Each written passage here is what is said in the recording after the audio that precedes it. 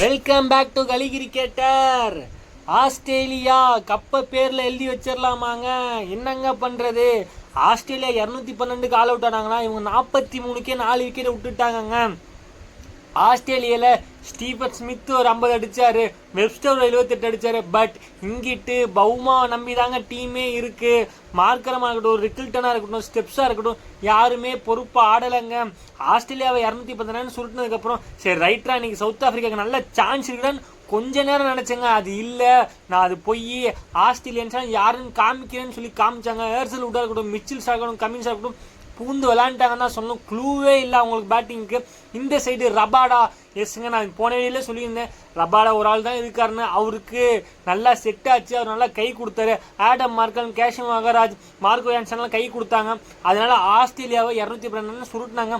But இவங்க 43க்கே 4 wicket விட்டுட்டாங்க. இன்னமேட்டு வெளியே மார்க்கோ யான்சன் அப்படின்னு தான் இருக்காங்க.